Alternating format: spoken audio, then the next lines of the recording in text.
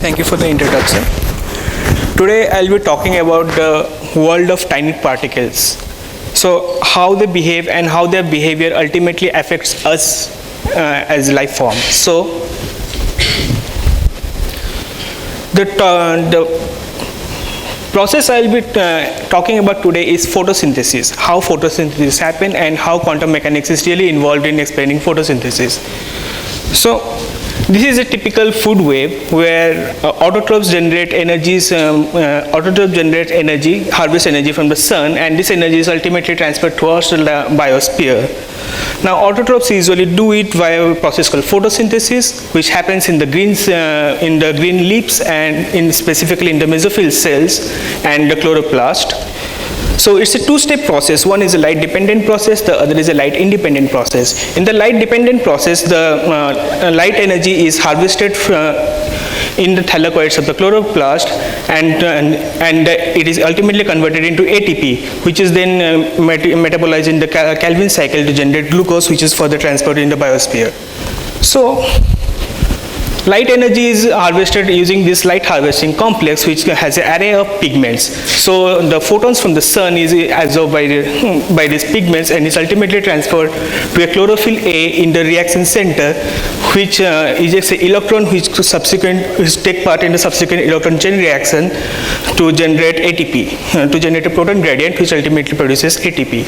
Now this pigment arrangement consists of several transmembrane proteins and chromophores. And this chromophore, when this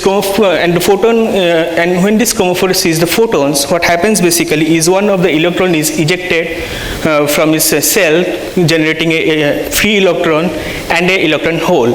This free electron and electron hole together are called excitons, and this exciton moves across this array of pigments molecule to reach the reaction center. Now the transfer of this exciton in the light harvesting, the efficiency of transfer of the exciton in this light harvesting complex is almost 100%, which cannot really be explained using classical mechanics.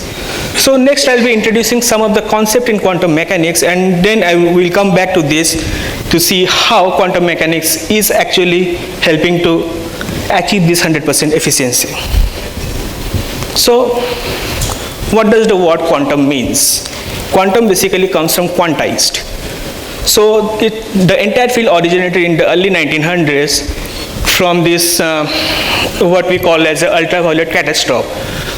So this comes from a black body radiation. So when measuring what is the emissivity of a black body, people found out that at lower wavelengths, the emissivity tends to be infinite, which is not physically observed. To correct this, Planck introduced this concept that energy cannot have any arbitrary values. Energy can only have discrete values, which depends on the wavelength of the incident light. So what he said that we cannot have any arbitrary value, we can only have specific values. So the consequence of this is that if we take the dual nature of wave and particle, and put the particle in a box, the particle, because of its wave nature, will oscillate at a certain frequency. This frequency depends on the energy of the particle. Now, based on the energy, this wave can have very specific shapes. And one of the first evidence of this phenomena of quantization was seen in something called a Stern-Gerlach experiment, where Stern and Gerlach used silver atoms to see how magnetism in atoms behave. So suppose we have a magnetic field and we are basically bombarding electrons in this bombarding classical magnets in this magnetic field. What will happen that based on the orientation of the magnet will be either deflected up or down. So for a classical magnet, since there are infinite orientation possible, what we will observe that this deflection will have a continuous pattern. But if we consider quantum magnets, since we are talking about quantization of physical property, if we consider quantum magnet, what happens is these magnets will either flip up or down, and there are no intermediate states in between. So this is one of the first example of angular momentum being quantized.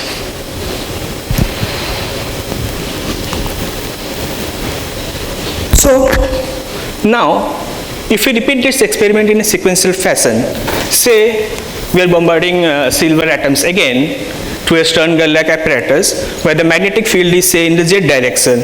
So we'll see the splitting of the atoms.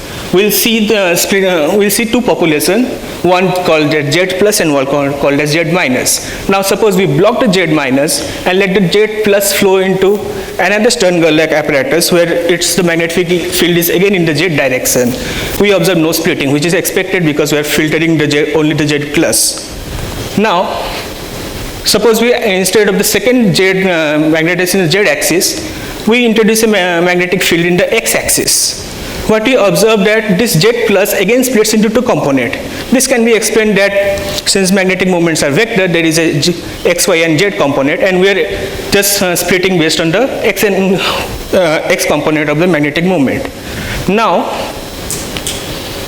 if we introduce a third Stern-Gerlach apparatus over here, which is again in the Z axis, what we see that this X plus is again split into the Z plus and the Z minus, which is a bit counterintuitive because we are filtering only the Z plus over here. So what they concluded that the act of filtering this X plus and X minus is basically destroying any information about the Z component of the magnetic movement that was earlier filtered out. So this is this property we might have read about in school as Heisenberg uncertainty principle. If we are determining one state of the particle, we are basically uncertain about any other state of the particle. And here becoming certain of the X component of the magnetic moment, we are becoming uncertain about the Z component, and hence we see the splitting over here.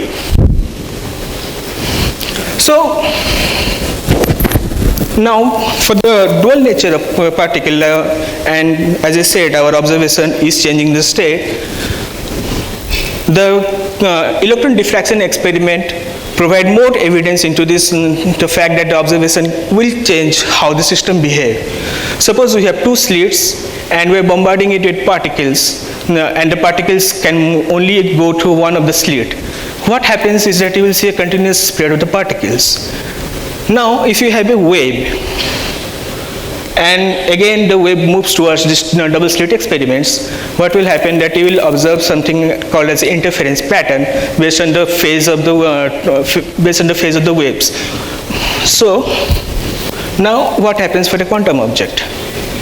Since we have dual nature, what happens is that it will pass through the slit as a wave, and when we detect it, it will behave as a particle. Now, since it is passing through the slit as a wave, what we observe is an interference pattern just like we see in the wave.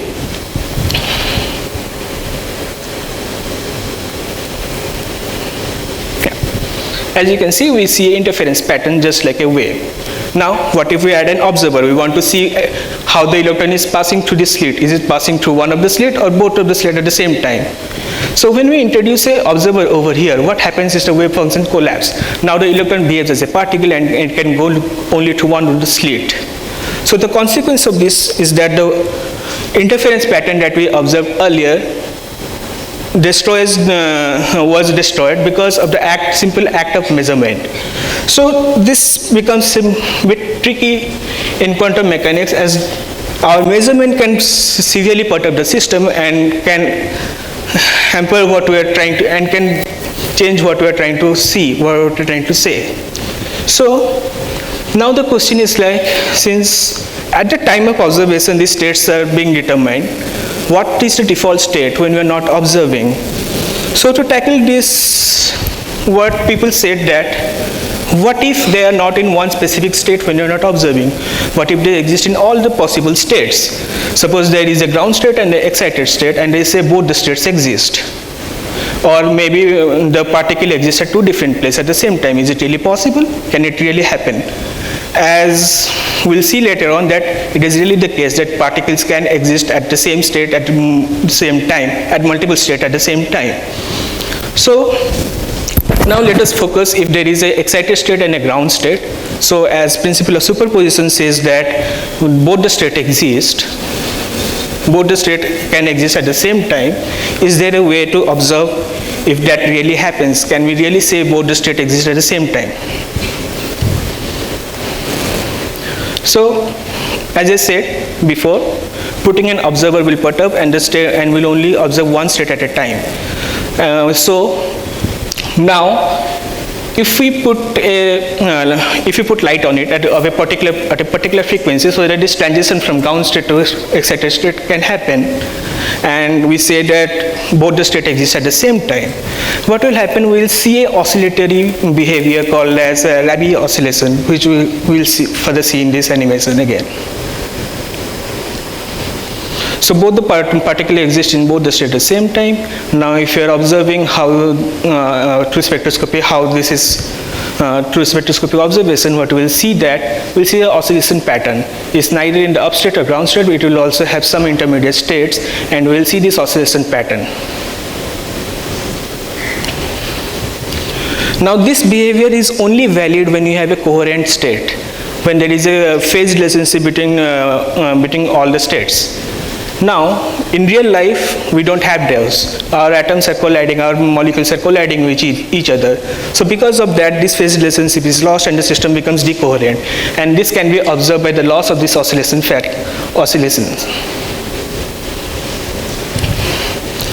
So,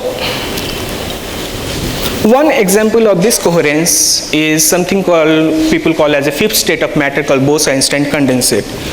So, let us imagine a low density gas, low density boson gas. So each of these particles will occupy a particular energy.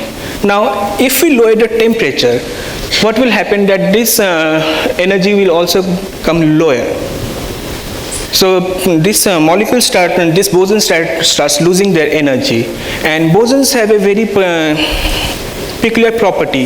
They can exhibit the same energy level at the same time, which are not really seen for other type of particles like fermions.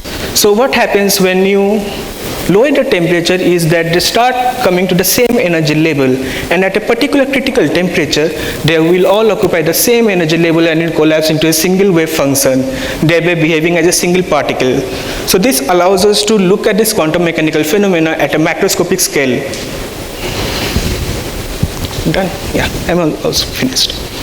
Yeah, so how does this happen, impact photosynthesis? So the classical way says that you have to go to these random jumps, and you have this off pathways which can hamper the reaction. But if your particle moves like a wave, it can simply come from here because of superposition. And since I talked about the oscillations before, people have really observed this kind of oscillation, Rabi oscillation in the light harvesting complexes, suggesting that the systems are coherent and particles actually exist in all the possible states and move in all possible directions at the same time. And this was further validated in other studies where they saw similar type of oscillations, and introduction of coupling increases the efficiency of this exciton transfer. So nature has adapted the light harvesting complex in such a way that the light harvesting complex is mimicking a quantum state, allowing it to achieve 100% efficiency. So with this, I would like to end my talk.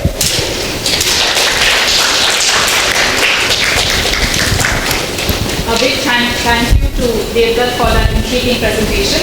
We will take 2 quick questions from the audience. Yeah, interesting presentation. My question is related to, are we explaining, since it is 100% efficient, that it is quantumish? Or are there natural scenarios in which you do have photosynthetic machineries which are not as efficient, where you may want to invoke a slightly different explanation? Yeah, for higher planes, the classical explanation doesn't hold because the energy landscape do not have a clear pathway. If you look at bacteria, say purple bacteria, there you have a clear pathway and it can be explained by classical Foster resonance energy transfer. But in higher planes, the energy landscape is not that defined. So a follow-up of that is whether people have compared the two systems and see where is the shift from a kind of a, a classical thing to a quantum jump which happens? Because Yeah. now you have a gradation of machineries possibly which would operate with different levels of efficiencies. So now do you have a way of measuring? You don't need to answer it. I was just wondering whether such reports are available. So there one mathematical modeling report from last year where they tried to look at the efficiency of exciton transfer inside the chromophores. So when they remove any kind of coupling, try to follow the classical classical analogy, they could achieve only 30% efficiency. But when they started introducing coupling, what they observed that this exciton transfer can only be 100% when they behave like a Bose-Einstein condensate. So this is about the photosynthesis.